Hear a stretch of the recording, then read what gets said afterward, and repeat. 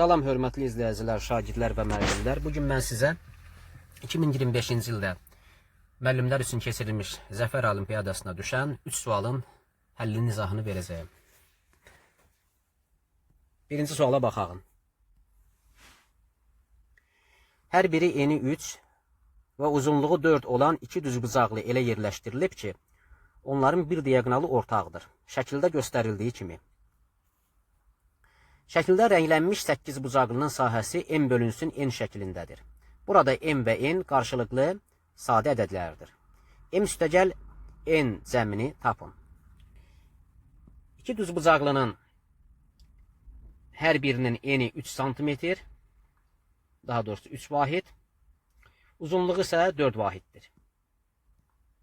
Yəni birinci düzbucaqlının da uzunluqları 4 vahiddir. İkinci düzbucaqlının da uzunluqları 4 vahidə bərabərdir. Rənglədiyim tərəflər. Və diaqonallardan biri də ortaqdır. Şəkildə artıq bu görünür. Biz bu 8 bucaqlının sahəsini tapmaqdan ötürü düzbucaqlılardan birinin sahəsinin üzərinə 2 dənə düzbucaqlı 3 bucağın sahəsini əlavə etməliyik. Deməli, baxın, burada bir düzbucaqlı var, 2 dənə də düzbucaqlı 3 bucaq var. Bunların sahələrini toplamaqla 8 bucaqlının sahəsi alınacaq. Düzbucaqlı 3 bucağın katetlərindən biri 3-dür, digər kateti x-dan işarə edək. Onda düzbucaqlının uzunluğu 4 olduğuna görə bu düzbucaqlı 3 bucağın hipotenuzu 4 minus x olar. Fiqor teoremindən istifadə edək. X-in kvadratı üstəgəl 3-in kvadratı bərabərdir 4 minus x-in kvadratına. Bu tənliyi həll etsək, x-in 8-də 7 olduğu alınır. Beləliklə, 8 bucaqlının sahəsi bərabərdir. S8 yazıram, 8 bucaqlının sahəsi bərabərdir. Düz bucaqlının sahəsi üstəgəl 2 dənə 3 bucağın sahəsi. Düz bucaqlının sahəsini tapanda n uzunluğuna vuracam. 3 vur 4. Düzbucaqlı 3 bucağın sahəsi isə katetlər hasilinin yarısıdır. 2-də 1 vurulsun 3, vurulsun 8-də 7. Bərabərdir. 12 üstə gəlinsin 8-də 21. Onu da qarşıq ədədə çevirsəm 2 tam 8-də 5 olar. Bərabərdir. 14 tam 8-də 5-ə. Düzgün olmayan kəsrə çevirsəm 8-də 117 olar. Bu da bərabərdir. N bölünsün n. 117 ilə 8 qarşılıqlı sadə ədəddir, çünki ixtisar getmir. Beləliklə, n bərabərdir 117, n bərabərdir 8 alınar.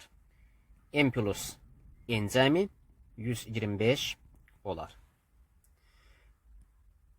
İkinci suala baxaq. 9 qırmızı və 9 yaşıl konfet hər birində 6 konfet olmaqla 3 hissəyə paylanılır.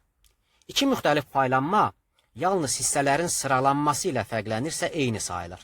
Məsələn, qırmızı konfetlərin 2, 3 və 4 olaraq paylandığı hal ilə 4, 2 və 3 olaraq paylanması eyni sayılır. Amma 1, 4 və 4 olaraq paylanması fərqlidir. Mümkün olan müxtəlif nəticələrin sayını tapın. Deməli, burada biz belə baxırıq.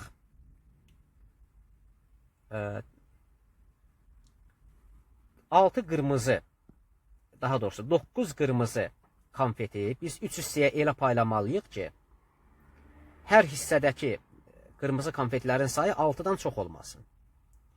Yəni 9 konfeti 3 hissəyə payladıqda hissələrdəki qırmızı konfetlərin cəmi 6-dan çox olmasın. Yaşıl konfetləri necə paylayırıq? Yaşıl konfetləri elə paylayırıq ki, bir yaşıl və bir qırmızının cəmi 6 olsun. Artıq bura mən 0 yaza bilərəm, çünki 6 ilə 0-ı toplayanda 6 edir. Bura 3 yaza bilərəm, 3 ilə 3-ü toplayanda 6 edir. Burada 6 yaza bilərəm. 0 ilə 6-nı toplayanda 6 edir. Yəni, qırmızı konfetlərin cəmi 9-dur. 9 qırmızı konfet var. Yaşıl konfetlərin də cəmi 9-dur. Lakin, bir qırmızı və bir yaşılın cəmi isə 6-dır. Yəni 3 hissəyə payladıqda bu yaşılları və qırmızıları bir qırmızı və bir yaşılın cəmi 6 eləsin. Məsələn, şərtində deyildiyi kimi. Hər birində 6 konfet olmaqla 3 hissəyə paylanılır. İndi məsələnin həll etməkdən ötürü biz qırmızıların paylanmasını tapsaq kifayət edəcək. 6 ilə başlayanları yazaq. 6-dan sonra yaza bilərəm. 4 yaza bilmərəm, çünki artıq cəmi 10 eləyir. Yaza bilərəm 2, 1 kimi. 6 ilə yazılanlar qurtardı. 6, 0, 3 yaza bilmərəm, 6, 1, 2 yaza bilmərəm. Məsələn şərtində deyilir ki, o paylanmalar eyni sayılır. 6 ilə yazılanlar qurtardı. Artıq indi 5 ilə yazılanlara, başlayanları yazım. 5 qırmızı, 4 qırmızı, 0 qırmızı ola bilər. Toplayanda 9 edir. Sonra ola bilər 5 qırmızı, 3 qırmızı, 1 qırmızı. Bunlar da toplayanda 9 edir. Sonra yazmaq olar 5 qırmızı, 2 qırmızı, 2 qırmızı. Toplayanda 9 edir. Başqa hal qurtardı. Yəni 5, 1, 3 yaza bilmərik, 5, 0, 4 yaza bilmərik. Onlar eyni hal sayıldığı üçün. İndi 4 ilə başlayanları yazaq. 4-dən sonra özündən böyük ədəd yaza bilmərəm, 5 yaza bilmərəm. Çünki artıq bax burada yazılıb. Yəni özündən kiçik və yaxud bərabər olanları yaza bilərik. 4-dən sonra 4 yazmaq olar. 9 olması üçün sonra 1 yazıram. 4-dən sonra 3 yazmaq olar. 9 olması üçün sonra 2 yazıram. 4 ilə başlayanlar da qurtardı. İndi 3 ilə başlayanları yazaq. 3-dən özündən böyücü yaza bilmərik. Yəni 4 yaza bilmərəm. 3-dən sonra məsələn 4 olan burada var. Deməli özünə bərabər və yaxud kiçik olanı yaza bilərəm. Özünə bərabər olsa 3, 3, 3 olur. Özündən kiçik də yazmaq mümkün deyil. Məsələn 3, 1 yazsam 9 eləməsi üçün mən yazmalıyam. Bura 5. Artıq bu burada yazılıb. Demək ki yaza bilmərik. Özündən kiçikləri də yaza bilmərik. Qurtardı. 8 dənə hal var. Yəni məsələnin həlli cavab 8-dir.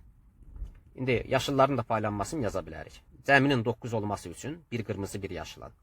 Cəminin 6 olması üçün bura 0 yazaram, bura 4 yazaram, bura 5 yazaram. Bura 1 yazaram, 2 yazaram, 6 yazaram, 1, 3, 5, 1, 4, 4, 2, 2, 1, 2, 2, 5 daha doğrusu. Toplayanda 6 eləsin. 2, 3, 4, burada 3, 3, 3. Yəni göründüyü kimi hər paylanmada qırmızıların da sayı 9 dənədir. Yaşılların da sayı 9 dənədir. Amma bir qırmızı və bir yaşılın cəmi hər birində 6 dənədir. Beləliklə cavab 8 olar. Keçəyin növbəti suala. 3-cü suala baxağın. Bu sual loqaritma aiddir. A da A B-dən böyük olmaq, o da 0-dan böyük olmaqla həqiqi ədədlərdir. Aşağıdakı bərabərliyi ödəyirlər. Yəni bu bərabərlik ödənir. Bizdən A bölünsün B nisbətini soruşur. Loqaritmanın xassəsindən istifadə edək. Və burada əvvəlcə həqiqi üslü qüvvətin xassəsindən istifadə edək. A üstündə M plus N bərabərdir. A üstü M vurulsun A üstü N. O zaman yazmaq olar. Bərabər verilən tənliyin sağ və sol tərəfini belə yaza bilərik. 2 üstündə 3 vurulsun. 2 üstündə loqaritma 4 əsasdan A plus loqaritma 4 əsasdan B. Bərabərdir. 3 üstündə 1 vurulsun. 3 üstündə loqaritma 3 əsasdan A minus B. Bu eləyər 8. Vurulsun 2 üstündə. Sürətə 2-nin burada qüvvətinə baxsaq, əsasları eyni olan 2 loqaritmanın cəmidir. Əsasları eyni olan 2 loqaritmanı toplayanda, deməli, loqaritma A əsasdan B plus loqaritma A əsasdan C niyə bərabərdir? Loqaritma A əsasdan B vur C-yə bərabərdir. Yəni, əsas olduğu kimi qalır. Loqaritma altı ifadələr bir loqaritm altında vurulur. Deməli, bu olar loqaritma 4 əsasdan AB bərabərdir. 3 vurulsun. Digər tərəf, sağ tərəfdə isə əsas loqaritmik eynilikdir. A üstündə loqaritma A əsasdan B, B-yə bərabərdir. Ona görə bu ifadə A minus B-yə bərabər olar. Sonra nə edirik? Sonra loqaritmanın digər xassəsindən istifadə edə bilərik. A üstündə loqaritma B-dən C bərabərdir. C üstündə loqaritma B-dən A. Yəni bu A ilə C-nin yerini dəyişə bilərik. Ona görə biz burada 2 ilə AB-nin yerini dəyişək. Yazmaq olar. 8 vurulsun. AB üstündə loqaritma 4-dən 2 bərabərdir 3a minus b-yə. Loqaritma 4-dən 2 2-də 1-ə bərabərdir. Yəni AB üstü 2-də 1. AB üstü 2-də 1 isə kök altında AB deməkdir. Bərabərdir 3a minus b-yə. Bərabərliyin hər tərəfini kvadrata yüksətsək, 64AB bərabərdir 9a kvadratı çıxılsın 18AB topla 9b kvadratı. Onda olar 9a kvadratı 64a kvadratını da sağa keçirdəndə çıx 82 AB topla 9b kvadratı olar. Bərabərdir 0. 9a kvadratı çıxılsın. Bunu belə yaza bilərik. AB, yəni 82 AB-ni parçalasaq çıxılsın 81 AB plus 9b kvadratı bərabərdir 0-a. Onda qruplaşdırma üsulunu tətbiq etsək, 2 qruplaşdırsaq, birinci qrupdan A-nı çıxardıran mötərizə xaricinə 9a minus b qalır. Digər 2 toplanandan isə mənfi 9b-ni çıxardıran mötərizə xaricinə 9a minus b qalır. Bərabərdir 0. 9a minus b ortaq vuruqdur. Digər vuruq isə a minus 9b olar. Hasilin 0-a bərabər olması üçün vuruqlardan ən azı biri, hər hansı biri 0 olmalıdır. Əgər birinci vuruğu 0-a bərabər etsək, b bərabərdir 9a alınar. İkinci vuruğu 0-a bərabər etsək, a bərabər 9b alınar. Məsələnin şərtində deyilir ki, a b-dən böyük, o da 0-dan böyükdür. Birinci şərt ödənmir. B 9a-ya bərabərdirsə, yəni b a-dan 9 dəfə böyük olmalıdır. Bu mənaya gəlir. Yəni bu ola bilməz, çünki a b-dən böyükdür. Amma ikinci həldə a bərabər 9b. Yəni a b-dən 9 dəfə böyükdür. Bu ola bilər. Bizdən də a bölünsün b nisbətini soruşur. Bərabərdir 9b bölünsün b-yə. O da bərabərdir 9-a. Təşəkkür edirəm. Çox sağ olun.